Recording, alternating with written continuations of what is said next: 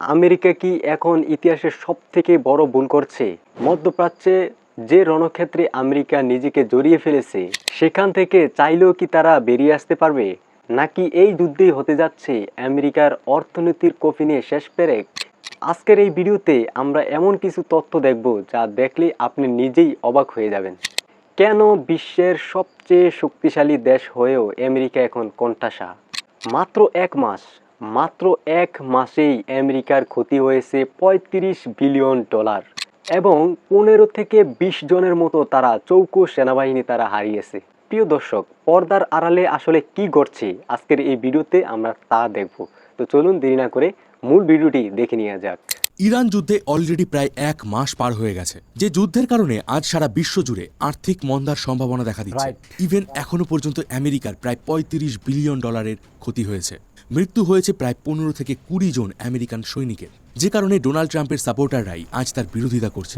ধস নেমেছে আমেরিকার শেয়ার মার্কেটে, তেলের দাম আকাশ ছোঁয়া, আমেরিকার বন্ধু দেশগুলো দিন দিন তাদের থেকে দূরে সরে যাচ্ছে। এক কথায় এই যুদ্ধ ডোনাল্ড ট্রাম্প সহ আমেরিকার ইমেজকে মাটিতে মিশিয়ে দিচ্ছে। প্রশ্ন হচ্ছে, এত ক্ষতির সম্মুখীন হয়েও ডোনাল্ড ট্রাম্প কেন এই যুদ্ধ কন্টিনিউ করে যাচ্ছেন? কেন তিনি যুদ্ধ বন্ধ করার বদলে এখন তিনি ইরানে গ্রাউন্ড সোলজার পাঠানোর কথা ভাবছেন? তাহলে কি আমেরিকা ইরান যুদ্ধে ফেঁসে গেছে? কেন আমেরিকা চাইলেই যুদ্ধ বন্ধ করতে পারছে না? আর কিভাবে ইরান এই যুদ্ধের মাধ্যমে দিন দিন লাভবান হচ্ছে? তো আমি রয়েছি মিঠুন আপনাদের সাথে, আর আপনি দেখছেন রোমাঞ্চপিডিয়া। রিসেন্টলি কিছু জিওপলিটিক্স এক্সপার্টরা ইরান যুদ্ধ নিয়ে বেশ কিছু তথ্য সামনে এনেছেন, যাতে আপনি পরিষ্কার বুঝতে পারবেন যে কেন বলা হচ্ছে ইরান যুদ্ধ আমেরিকার ইতিহাসের one of the greatest mistake. Even এই যুদ্ধের মাধ্যমেই আমেরিকার পতন হতে পারে। আজকের এই ভিডিওটা ভীষণই ইন্টারেস্টিং হতে চলেছে, তবে শুরুতেই বলে দেই, এই ভিডিওতে আমি যে সমস্ত তথ্য দেবো তা যুদ্ধের কারেন্ট সিনারিওর উপর বেস করে আমি বলবো। তাই অবশ্যই ভিডিওটা শেষ পর্যন্ত দেখুন, এবং আপনাদেরকে রিকোয়েস্ট করবো অবশ্যই একটা করে লাইক করে দিন। অবশ্যই সবাই শেষ পর্যন্ত দেখবেন। এই মুহূর্তে আমেরিকা মিডল ইস্টের বিভিন্ন ঘাঁটিতে তাদের প্রায় 50,000 সৈনিককে ডিপ্লয় করেছে, যা নর্মাল ডিপ্লয়মেন্টের থেকে প্রায় 10,000 বেশি। এছাড়াও আরও প্রায় 2,000 স্পেশাল মেরিন ফোর্সের মেম্বার্সকেও তারা মিডল ইস্টে নিয়ে আসছে, যারা যে কোনো মুহূর্তে যে কোনো স্থানে অ্যাটাক করতে পারে। আর এই সৈন্যসজ্জা দেখে একটা প্রশ্নই মাথায় আসছে, তাহলে কি আমেরিকা সরাসরি ইরানে সৈন্য পাঠাবে? ডোনাল্ড ট্রাম্প কিন্তু শুরু থেকে একটা জিনিস দাবি করে আসছিলেন, যে আমেরিকা এবং ইসরায়েলের এয়ার স্ট্রাইকে ইরানের সমস্ত মিলিটারি ঘাঁটি ধ্বংস হয়ে গেছে। ইভেন ইরানের রিজিমের সমস্ত টপ লিডারদের তারা হত্যা করে ফেলেছে। তাহলে আজকের দিনে কেন হঠাৎ করে গ্রাউন্ড ইনভেশনের পরিস্থিতি এলো? এর কারণ হচ্ছে আমেরিকা বা ইরান এরা কেউই সিজ ফায়ার করতে অ্যাগ্রি করছে না। এবার আপনার মনে প্রশ্ন আসতে পারে, আমেরিকায় তো আর্থিক মন্দা দেখা দেওয়া শুরু করে দিয়েছে, জিনিসপত্রের দাম বেড়ে যাচ্ছে, ট্রাম্পের সাপোর্ট কমে যাচ্ছে, অন্যদিকে ইরানেও ব্যাপক ক্ষয়ক্ষতি হচ্ছে, প্রচুর সৈনিক মারা গেছে, তাহলে তারা কেউই কেন সিজ ফায়ার করতে রাজি হচ্ছে না? এই পুরো বিষয়টাকে বুঝতে গেলে আমাদেরকে রাশিয়া এবং ইউক্রেন যুদ্ধকে একবার দেখতে হবে। 2022 সালের ফেব্রুয়ারি মাসে রাশিয়া ইউক্রেন যুদ্ধ শুরু হয়েছিল। এই যুদ্ধ শুরু হওয়ার এক সপ্তাহের মধ্যে কিন্তু দুই পক্ষ বুঝে গিয়েছিল যে তাদের জন্য বেস্ট কেস সিনারিও কি হতে পারে। সেটা হচ্ছে একটা সিজ ফায়ার। কিন্তু যখনই কোনো যুদ্ধে সিজ ফায়ার বা নেগোসিয়েশন হয়, তখন কোনো না কোনো পক্ষকে ক্ষতির সম্মুখীন হতে হয়, লজ্জার মুখোমুখি হতে হয়, যেটা কোনো দেশই কখনো চায় না। যেমন ধরুন, আজকের দিনে ইউক্রেন যদি সিজ ফায়ারে অ্যাগ্রি করে, তাহলে তাদের সেই সমস্ত এলাকা যেগুলো রাশিয়া দখল করে নিয়েছে সেগুলো রাশিয়াকে দিয়ে দিতে হবে। এবং এই 4 বছর ধরে তারা যে যুদ্ধ চালিয়ে গেছে, তাদের যে বহু সৈনিক মারা গেছে, এই সমস্ত কিছু বিফল হয়ে যাবে। অন্যদিকে রাশিয়া যদি সিজফায়ারে অ্যাগ্রি করে, তাহলে তাদেরকে ইউক্রেনের এলাকা ছেড়ে দিতে হবে। আর এই ধরনের ক্ষতি দুই পক্ষের কেউই চাইছে না। ফলে আজ 4 বছর পরেও বহু মানুষের মৃত্যু, আর্থিক সংকট থাকা সত্ত্বেও এই যুদ্ধ কন্টিনিউয়াসলি চলে যাচ্ছে। এবার ফিরে আসি আমরা ইরান যুদ্ধে। যদি আজকের দিনে আমেরিকা নিজে থেকেই এই যুদ্ধ বন্ধ করতে চায়, তাহলেও তারা এটা করতে পারবে না, কারণ ইরান এখানে সিজফায়ার করতে রাজি হবে না। আমেরিকা যুদ্ধ বন্ধ করলেও তারা কন্টিনিউয়াসলি মিডল ইস্টে আমেরিকার মিলিটারি ঘাঁটিতে হামলা চালিয়ে যাবে, স্ট্রেট অফ হরমুজকে বন্ধ করে রাখবে। ইভেন তারা মিডল ইস্টের অন্যান্য দেশগুলোর উপরেও হামলা চালিয়ে যাবে। আর যখন ইরানকে যুদ্ধ বন্ধ করার জন্য প্রেশার দেওয়া হবে, তখন ইরান আমেরিকার সামনে কিছু শর্ত রাখবে, যে শর্তগুলো আমেরিকা কোনোদিনই মানতে চাইবে না। অলরেডি ইরান ওপেনলি বেশ কিছু শর্ত আমেরিকার সামনে রেখেছে। প্রথমত, এই যুদ্ধের ক্ষতিপূরণ আমেরিকাকে দিতে হবে, যার পরিমাণ ইরান ধার্য করতে পারে প্রায় $1 ট্রিলিয়ন। দ্বিতীয়ত, ইরানের ইসলামিক শাসনকে মান্যতা দেওয়া, এছাড়া ভবিষ্যতে ইরানের উপর হামলা না করার গ্যারান্টি। আর এই শর্তে ইরান গ্যারান্টি হিসাবে মিডল ইস্ট থেকে আমেরিকার সমস্ত ঘাঁটিগুলোকে সরিয়ে ফেলতে বলবে। এই হামলা আমেরিকা যে কারণে করেছিল, যে ইরান। প্রিয় দর্শক, আপনাদের এই যে ইরান যে শর্তগুলো আমেরিকাকে দিয়েছে, আমেরিকা কি তা কোনোদিন মানবে? যদি মানে তাহলে অবশ্যই কমেন্ট করে জানিয়ে দিবেন।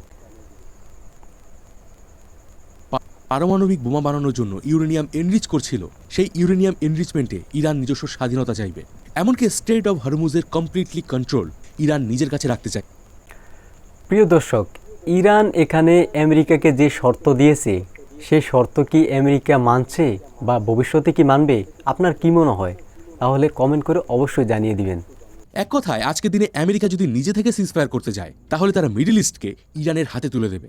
আর যখনই একবার মিডল ইস্টে আমেরিকার ইনফ্লুয়েন্স কমে যাবে, সবার প্রথমেই আঘাত আসবে আমেরিকার পেট্রো ডলারের উপরে। একদম আজকের দিনে সৌদি আরব যে তেল বিক্রি করে, কাতার যে গ্যাস বিক্রি করে, ইভেন মিডল ইস্টের প্রতিটা দেশ তাদের সমস্ত ট্রানজাকশনে ডলার ব্যবহার করে। বলতে পারেন আজকের দিনেও এই মিডল ইস্টার্ন কান্ট্রিগুলোই আমেরিকার ডলারকে তথা তাদের অর্থনীতিকে টিকিয়ে রেখেছে। আর মিডল ইস্টার্ন কান্ট্রিগুলো এই যে তাদের তেল বা গ্যাস বিক্রির বদলে ডলার ব্যবহার করছে, এর বদলে তারা আমেরিকার তরফ থেকে মিলিটারি সাপোর্ট পায়। ফলে যে মুহূর্তে আমেরিকা তাদের মিলিটারি সাপোর্ট এই দেশগুলো থেকে সরিয়ে নেবে, ঠিক সেই মুহূর্তে এই দেশগুলো আর ডলার ব্যবহারে বাধ্য থাকবে না। সেক্ষেত্রে ডলারের ভ্যালু কমে যাবে। অলরেডি আমেরিকা প্রায় 38 ট্রিলিয়ন ডলারের ঋণে ডুবে রয়েছে। আমেরিকার গোটা ইকোনমিক সিস্টেমকে চলতে গেলে তাদের দরকার হিউজ পরিমাণে লোন। কিন্তু যখনই ডলারের ভ্যালু কমে যাবে, আমেরিকাকে হিউজ অ্যামাউন্টের ইন্টারেস্ট পে করতে হবে। আর এতে আমেরিকার অর্থনীতি র্যাপিডলি কোল্যাপস করে যাবে। আশা করি বুঝতে পারছেন যে ঠিক কী কারণে আমেরিকা চাইলেও এই মুহূর্তে সিজ ফায়ার করতে পারছে না। এবার প্রশ্ন হচ্ছে, আমেরিকা যদি সিজ ফায়ার করতে না পারে তাহলে তাদের কাছে আর কি কি অপশন রয়েছে? আমেরিকার কাছে যে অপশনটা রয়েছে সেটা হচ্ছে যুদ্ধ চালিয়ে যাওয়া বা এই যুদ্ধকে যত তাড়াতাড়ি সম্ভব শেষ করা। গত প্রায় 1 মাস ধরে আমেরিকা এবং ইসরায়েল কন্টিনিউয়াসলি ইরানের উপর বম্বিং করে যাচ্ছে, কিন্তু ওপাশ থেকে ইরানও পাল্টা হামলা চালিয়ে যাচ্ছে। ইভেন তাদের হামলার তীব্রতা দিন দিন বৃদ্ধি পাচ্ছে। আমেরিকা যতই দাবি করে থাকুক যে তারা ইরানের সমস্ত মিলিটারি ঘাঁটি, তাদের মিসাইল লঞ্চ সিস্টেমকে ডিস্ট্রয় করে দিয়েছে, ইরানের তরফ থেকে আসা মিসাইলের পরিমাণ কিন্তু একটাও কমেনি। আর ঠিক এই কারণেই আমেরিকা আজকের দিনে একটা গ্রাউন্ড ইনভেশনের কথা ভাবছে।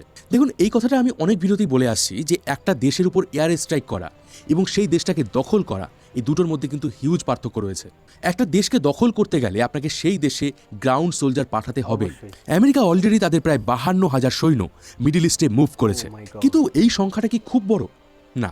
ইরাক যুদ্ধে আমেরিকা তাদের প্রায় 2.5 লক্ষ সৈনিককে পাঠিয়েছিল। ভিয়েতনাম যুদ্ধে আমেরিকা পাঠিয়েছিল প্রায় 5 লক্ষ সৈন্য। আফগানিস্তানে প্রায় 1 লক্ষ। কিন্তু ইরান এই প্রত্যেকটা দেশের থেকেই আকারে এবং সামরিক দিক থেকে অনেক বেশি শক্তিশালী। যেমন ধরুন, ইরান ভিয়েতনামের থেকে আকারে প্রায় 5 গুণ বড়, আফগানিস্তানের থেকে প্রায় দ্বিগুণ বড়। ফলে এত বড় একটা দেশকে শুধুমাত্র 50,000 সৈন্য দিয়ে দখল করা প্রায় অসম্ভব। অর্থাৎ আমেরিকা যদি ইরানে গ্রাউন্ড সোলজার পাঠাতে শুরু করে, এই সংখ্যাটা খুব তাড়াতাড়ি কয়েক লক্ষ ছাড়িয়ে যেতে পারে। আর এখানে কিন্তু একটা জিনিস মাথায় রাখবেন, ইরান অলরেডি এই গ্রাউন্ড ইনভেশনের জন্য প্রস্তুতি নিয়ে ফেলেছে। তারা নিজস্ব প্রায় 10 লক্ষ সৈনিককে আমেরিকার বিরুদ্ধে নামাতে চলেছে। এবার প্রশ্ন হচ্ছে, ইরানের সৈন্য আমেরিকা কিভাবে পাঠাবে? প্রায় 50,000 সৈনিককে কোনোভাবেই প্যারাশুটের মাধ্যমে ইরানের ভেতরে এয়ার ড্রপ করা সম্ভব নয়। তাহলে অপশন থাকে কোনো স্থলভাগ থেকে অ্যাটাক করা। এই মুহূর্তে আমেরিকার সামনে একটা অপশন হতে পারে ইরাক বা তুর্কির বর্ডার থেকে ইরানের সৈন্য পাঠানো। কিন্তু এই বর্ডারের কাছেই রয়েছে বিশাল জ্যাগ্রোস মাউন্টেন, যেটা পার করা ভীষণই চ্যালেঞ্জিং। এবং এই পথ দিয়েই ইরাক একটা সময় ইরানের উপর হামলা করেছিল এবং তারা খুবই বাজেভাবে ফেইল হয়েছিল। সেই যুদ্ধ টানা 8 বছর ধরে চলার পর আলটিমেটলি কোনো রেজাল্ট সামনে আসেনি। এবার এমনও মনে করা হচ্ছে যে আমেরিকা হয়তো সম্পূর্ণ ইরানকে দখল না করে শুধুমাত্র ইরানের এই যে ছোট্ট জায়গাটা দেখতে পাচ্ছেন, খার্গ আইল্যান্ড, এই জায়গাটিকে তারা দখল করতে পারে। কারণ এটা হচ্ছে ইরানের সব থেকে বড় অয়েল এক্সপোর্ট রিজন। এই খার্গ রিজন ইরানের ইকোনমির ব্যাকবোন। তো বলতে পারেন এই খার্গ আইল্যান্ডকে যদি আমেরিকা দখল করে নেয় তাহলে তারা ইরানের অর্থনীতিকে ধ্বংস করে দিতে পারবে। কিন্তু প্রশ্ন হচ্ছে, এই কাজটা কি ইরান এত সহজে হতে দেবে?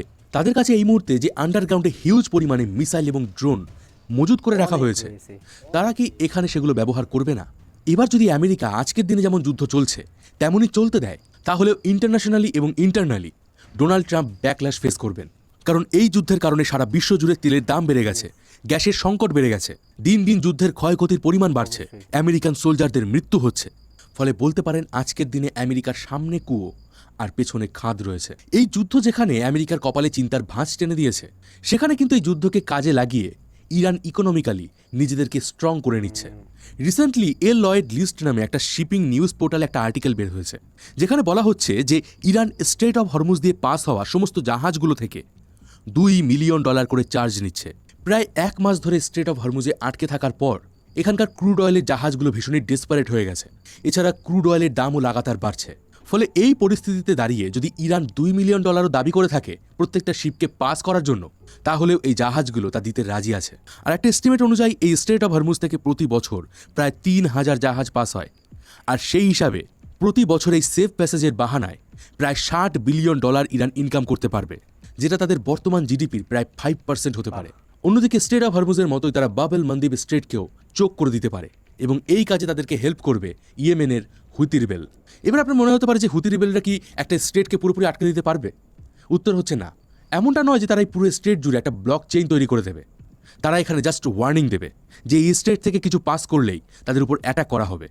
আর এতেই ইন্স্যুরেন্স কোম্পানিগুলো এই স্টেট থেকে পাস হওয়া সমস্ত জাহাজকে আটকে দেবে। বলতে স্ট্রেট অফ হরমুজের মতোই বাবেল মান্দিব স্ট্রেট ওয়ার্ল্ড ইকোনমির প্রায় 12% ট্রেড এই রুট থেকেই হয়। এই রুটটাই শর্টকাটে এশিয়াকে ইউরোপের সাথে বা আমেরিকার সাথে কানেক্ট করে। তো এতেই আশা করি বুঝতে পারছেন যে এই যুদ্ধ যত কন্টিনিউ হবে, দিন দিন ইরান আরও বিভিন্ন অপশনকে এক্সপ্লোর করবে, আর অন্যদিকে আমেরিকা চাইবে যত তাড়াতাড়ি সম্ভব এই যুদ্ধ বন্ধ করে। তো দর্শক, পুরো ভিডিও দেখে আপনার কি মনে হচ্ছে? আমেরিকা কি সত্যি ইরানের কাছে হেরে যাচ্ছে, নাকি ট্রাম্পের শেষ চালটি এখনো বাকি আছে? আপনারা যা দেখেছেন তা অবশ্যই কমেন্ট করে জানিয়ে দিবেন। এবং আপনার কি মনে হয়, আমেরিকা কি কোনো পর্যায়ে পারমাণবিক অস্ত্রের পথ বেছে নিতে যাচ্ছে? দর্শক, আজকের এই ভিডিওতে আমরা একটা জিনিস শিখতে পেরেছি, সেটা হচ্ছে যুদ্ধ শুধু সীমান্তে হয় না, যুদ্ধ হয় অর্থনীতি আর কূটনীতির টেবিলে। আমেরিকা আজ এমন এক সন্নিক্ষণে দাঁড়িয়ে আছে যেখান থেকে যুদ্ধ চালানো অসম্ভব হয়ে পড়েছে। তো বন্ধুরা, ভিডিওটি কেমন লাগলো অবশ্যই কমেন্ট করে জানিয়ে দিবেন, এবং আমাদের এই রকম ভিডিও পেতে আমাদের চ্যানেলটি সাবস্ক্রাইব করে দিবেন। আর যারা এখনও পর্যন্ত ভিডিওতে লাইক করেন নাই, তারা একটি লাইক করে দিবেন। ধন্যবাদ।